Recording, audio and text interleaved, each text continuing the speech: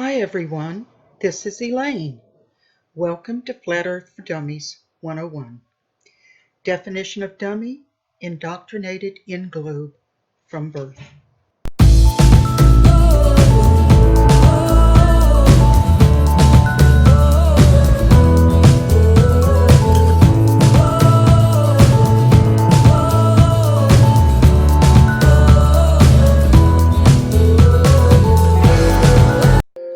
A spinning globe is only true in fairy tales.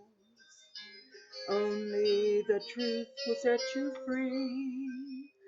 The lies were out to get me, to feast upon my brain. Freemasonic wormholes were to blame. Then I saw the way. Now I'm a flat earther. There is no curve, no globe in my mind. The earth is flat. We're the believers, don't eat the deceivers, those who lie. The differences between the globe and the flat Earth become apparent when considering distances south of the equator. After all, haven't navigators, geographers, and map makers mapped these areas? And shouldn't they have noticed this quirk by now, if the Earth is indeed flat? Well, the reality is, the rabbit hole just gets deeper from here. So, to begin, the distance between Sydney, Australia and Nelson, New Zealand on the ball Earth, given their coordinates and sparing you the spherical trigonometry, should be 1,310 miles. But the Australian Handbook, Almanac Shippers and Importers Directory states the measured distance as being 1,550 miles, which is a full 18% longer.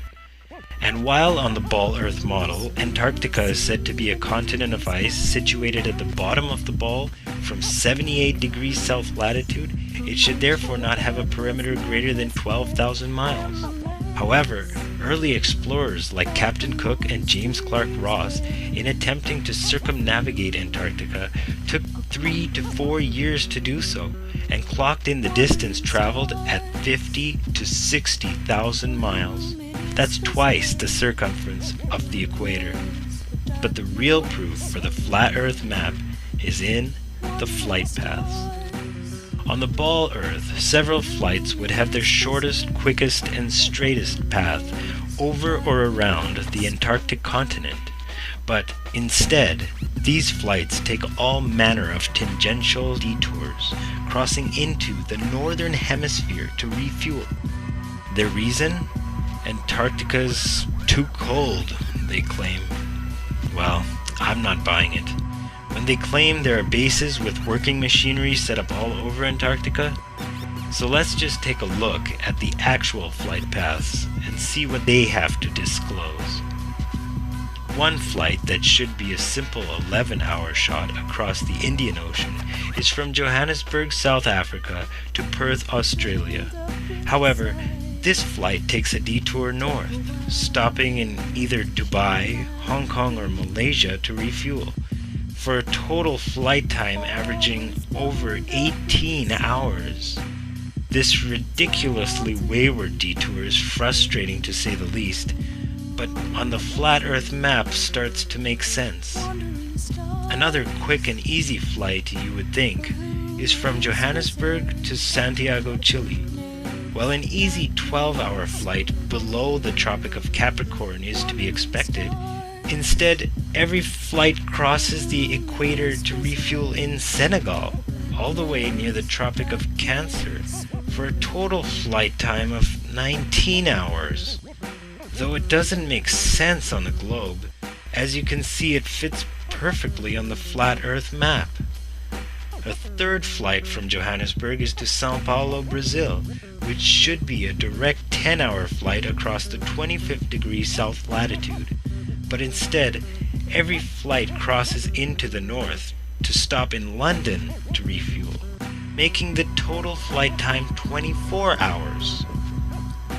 From Santiago, Chile to Sydney, Australia, a straight 15-hour flight across the South Pacific is expected, Despite refueling options in either New Zealand or any island in the South Pacific, the flight stops all the way at Los Angeles to refuel before continuing south to its destination.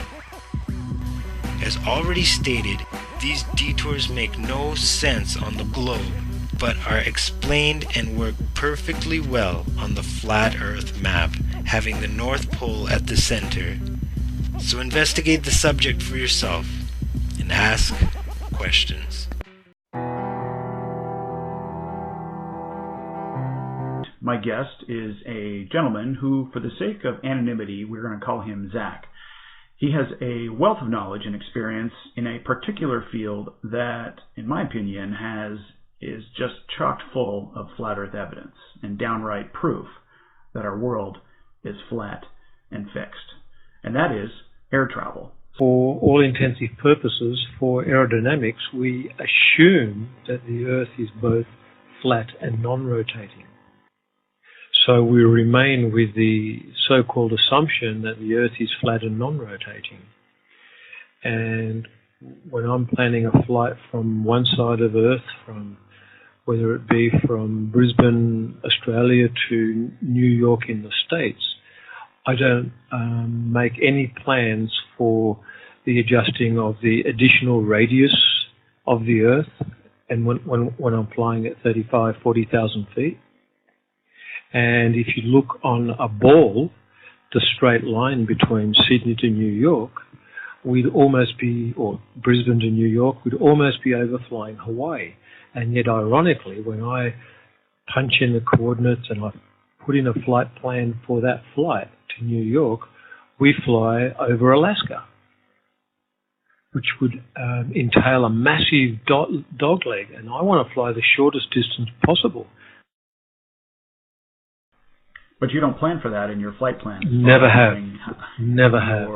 And the amount of fuel that you need, even adjusting for going into the wind or with the wind, and so those sort of things, which obviously are going to affect your fuel consumption or your mileage, right? Absolutely. And we have the jet streams, so that flying in one direction is always slower than another direction because the jet streams are pretty much the same speed and direction throughout the year. The speed changes somewhat. The jet streams come down and increase in certain parts of the year. However, they're always going at the same speed. In the same direction. So it's always slower to fly from east to west than it is from west to east. Nothing to do with the Coriolis effect. That's just the ground speed related to the prevailing winds. But the higher you would fly, you are adding additional radius to a ball if you were flying around a ball. And our Gulfstream only flies at around 1,000 kilometers an hour, so we can't fly fast enough to cover that distance in 3 hours. So how do we cover that extra distance? There isn't extra distance because there isn't extra radius. It's flat. And all the instruments on board, both a helicopter and an aeroplane, the artificial horizon, which keeps us upright, straight and level, and helps us conduct a coordinated turn, can only work on a stationary flat plane. Well said. well said. So, going back to the the training that you underwent, and now you are obviously training new pilots as well. So this material you're seeing that you're covering on a regular basis, it starts out with hey, for the basics, just to get the basics down as we start to learn how to fly a plane, we have to first of all assume that we are flying over a flat, non-rotating Earth. That's the first thing, right? And then you go through and you learn about what you need to learn.